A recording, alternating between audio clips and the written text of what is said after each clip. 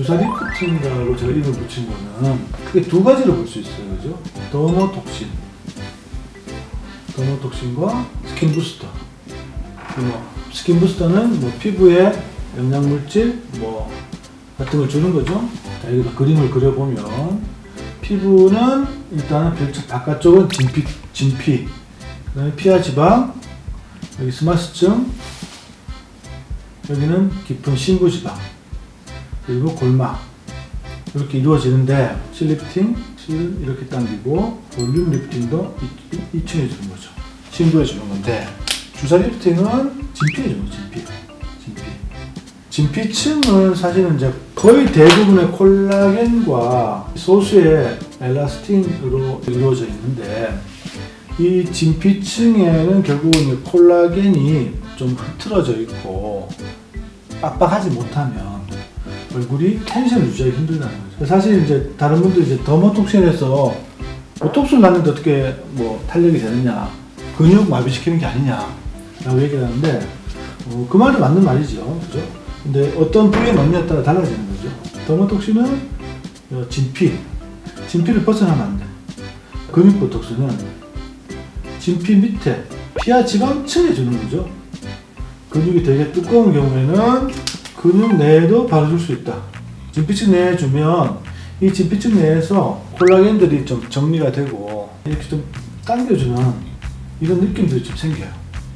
주사 놓자마자 바로 즉각적으로 생기지만 사실은 한 5에서 7일 정도까지 조금 탄력이 좀 증가하는 것 같아요. 그리고 탄력이 증가되어 있다가 한 2-3달 지나면 탄력이 좀 떨어지고.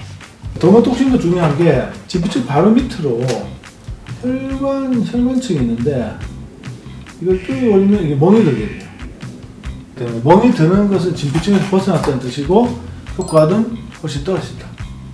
시술 주기를 따져보면 즉각적으로 효과가 좋아져. 한 일주일 정도의 효과가 피크를 이루고 이게 유지되다가 이렇게 떨어지겠죠. 여기 이제 한 2에서 3개월. 이게 볼륨의 부족이냐, 볼륨의 부족 때문에 처졌냐, 아니면 어떤 지지 인대나 이런 것들이 많이 늘어나서 처졌냐, 아니면 피부 자체가 처졌냐. 이런 세 가지 관점으로 좀 볼 필요가 있어요. 심부 지방은 한 30대 정도 되면 좀 빠지기 시작하고 빠르면 20대라든지 그래서 보통 우리가 좀 젖살 빠졌다 라는 표현을 하는데 젖살 빠졌다는 게 결국은 심부 지방이 빠지는 거거든요. 그래서 그래프를 본다면 어떻게 되느냐, 우리가 태어날 때 어릴 때는 이렇게 있다가 이게 이렇게 유지가 되다가 한 20, 30대부터 이렇게 빠지기 시작해서 이렇게 가죠. 이렇게 꾸준히 빠져버려. 피하 지방은 어떻게 보면 좀 찔 수도 있고 빠질 수도 있고 이런 패턴을 그리는 거지. 그죠? 그러니까 결국은 나이를 먹게 되면 어떻게 될까? 피하 지방은 괜찮은데 한 심부로 빠져버려. 그러면 여기는 빠져버리고 여기는 그대로 유지가 된다는 거지. 그러면 이게 오히려 무거워지는 느낌에서 처진다는 거죠.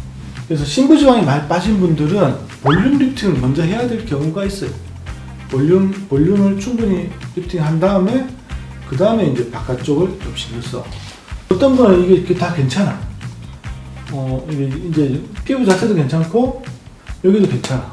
그런데 뭔가 좀 전반적으로 내려왔어. 그러면 실 리프팅을 먼저 해야 될 경우도 있다. 어떤 분들은 나이가 젊었어. 그래서 전반적인 안에 탄력도 괜찮고 볼륨도 괜찮아. 예전에 비해서 조금 탄력이 떨어진 것 같아. 진피가. 그런 경우는 이제 더모톡신을 꾸준하게 해도 괜찮고. 나이에 따라 좀 다른데 20대인데 내가 얼굴 좀 처진 것 같아. 더모톡신을 먼저 생각해서 탄력을 이제 유지시켜준다. 출산하고 났더니만 그리고 갑자기 내가 살을 뺐더니만 얼굴이 너무 쾌해졌어요. 이런 분들은 사실 볼륨 리프팅을 먼저 생각하고 접근하는 게 맞고, 볼륨 리프팅이 됐는데도 불구하고 좀 처진 것 같아. 그러면 실로 좀 더 올리는 방법도 있고. 그래서 그 케이스에 맞춰가지고 그때 맞춰가지고 시술이 이루어져야 될 것 같습니다.